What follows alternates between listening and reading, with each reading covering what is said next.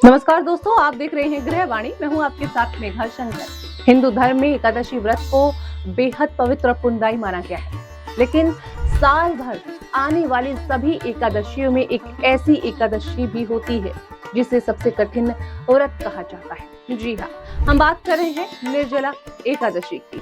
दोस्तों, कहा जाता है कि इस दिन बिना अन्न और बिना जल के व्रत रखा जाता है, लेकिन क्या सच में पूरे दिन पानी की एक बूंद भी नहीं पी जाती? आखिर इस व्रत को इतना कठिन क्यों माना गया है और क्यों कहा जाता है कि ये व्रत सिर्फ एक निर्जला एकादशी का व्रत नहीं, बल्कि ये व्रत साल भर एकादशियों का पुण्य इनसे मिल सकता है। जी, आज के इस विशेष कार्यक्रम में हम जानेंगे कि आखिर निर्जला एकादशी से जुड़े नियम, धार्मिक मान्यताएं क्या हैं और इसकी पौराणिक कथा आखिर क्या है, और गौर करेंगे किन किन बातों पर हम आज बात करने वाले हैं। क्या निर्जला एकादशी में सच में नहीं पिया जाता पानी? कब से कब तक रखा जाता है निर्जला व्रत? भीमसेन से कैसे जुड़ी है इस व्रत की कथा और क्यों माना जाता है सबसे कठिन व्रत? तो हिंदू पंचांग के अनुसार निर्जला एकादशी ज्येष्ठ माह की शुक्ल पक्ष की एकादशी तिथि को मनाई जाती है। इस दिन भगवान विष्णु की पूजा का विशेष महत्व बताया गया है। धार्मिक मान्यता है कि इस व्रत को विधि विधान से करने पर व्यक्ति को सभी एकादशियों के बराबर पुण्य प्राप्त होता है। यही कारण है कि इसे भीमसेन एकादशी भी कहा जाता है। अब दोस्तों, सबसे बड़ा सवाल यह है कि क्या निर्जला एकादशी में सच में पानी नहीं पिया जाता?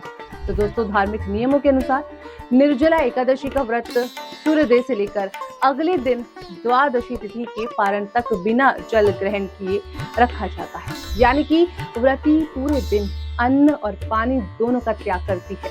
यही कारण है कि इसे सबसे कठिन व्रतों में गिना जाता है। हालांकि धर्म शास्त्रों में ये भी कहा गया है कि अगर किसी की तबीयत ठीक न हो, बुजुर्ग हो या स्वास्थ्य संबंधी समस्याएं हो, तो दोस्तों ये व्रत अपनी क्षमता के अनुसार रखना चाहिए। धर्म में श्रद्धा को सबसे महत्वपूर्ण माना गया है, शरीर को कष्ट देना नहीं। अब बात करते हैं कि इस व्रत को पौराणिक कथा क्या है। तो मान्यता के अनुसार पांडवों में भीमसेन को भोजन बेहद प्रिय था। ये अन्य भाइयों की तरह हर एकादशी का व्रत नहीं रख पाते थे। तब उन्होंने महर्षि वेदव्यास से इसका उपाय पूछा। महर्षि वेदव्यास ने उन्हें बताया कि यदि ये साल भर में सिर्फ एक निर्जला एकादशी का व्रत पूरी श्रद्धा और नियम के कर लेंगे तो उन्हें भी सभी एकादशियों का पुण्य प्राप्त हो जाएगा। तभी से इस व्रत को भीमसेन एकादशी भी कहा जाने लगा। धार्मिक मान्यता है कि निर्जला एकादशी का व्रत मन और इंद्रियों पर नियंत्रण सिखाता है। गर्मी के मौसम में पानी का त्याग करना आसान नहीं होता, इसलिए यह व्रत संयम और आत्मबल की परीक्षा भी माना जाता है।